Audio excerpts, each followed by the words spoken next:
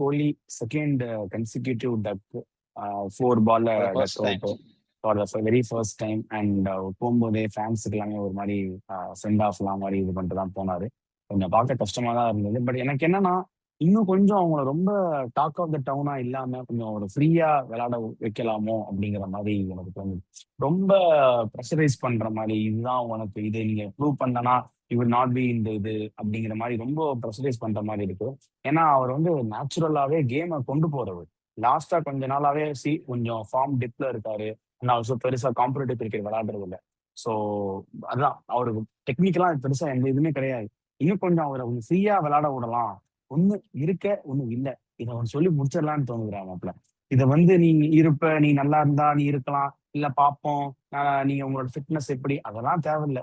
இருக்க இல்ல, சிம்பிளா சொல்லி முடிச்சிடலாம். உங்களோட அதாவது ஓப்பனா உட்காந்து பேசி, எப்படிப்பா நீ 2027 வரைக்கும் ஆடுறீங்களா இருந்தா லோக்கல் டோர்னமெண்ட் எல்லாமே நீங்க பார்ட்டிசிபேட் பண்ணுங்க, இல்ல நீங்க இது பண்ணுங்க, கான்ஸ்டன்டா ஆடிட்டே இருக்கலாம்னு சொல்றேன். அவ்வளவுதான். கிரிக்கெட் ஆடிட்டே அதுதான் இருக்கலாம் சொல்றேன், கான்ஸ்டன்டா.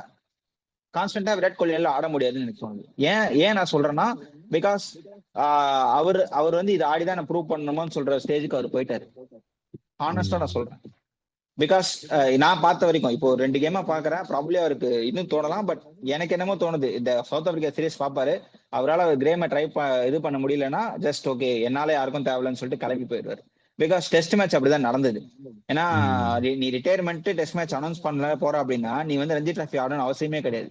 ஸோ அவர் அங்க ஆடிட்டு அந்த கேம் நம்மளால அடிக்க முடியல, ஏன்னா ஒரு நார்மல் பவுலர் கிட்ட தான் அவுட் ஆனாரு. ஸோ அந்த அந்த ஒரு கேப் வந்து விராட் கோலிக்கு ரொம்ப இதுவாகுது. விராட் கோலி எப்பவுமே ஆடிக்கிட்டே இருந்ததான் அவர் ரொம்ப பயங்கரமா இருப்பாரு. ஏன்னா அவர் 2016 டைம்ல ஓடிஐ சீரீஸ்ல ரன்னிங் பிட்வீன் தி விக்கெட்ஸ்ல ஓடி ஓடி ஓடி பண்ணிட்டு இருந்தாரு.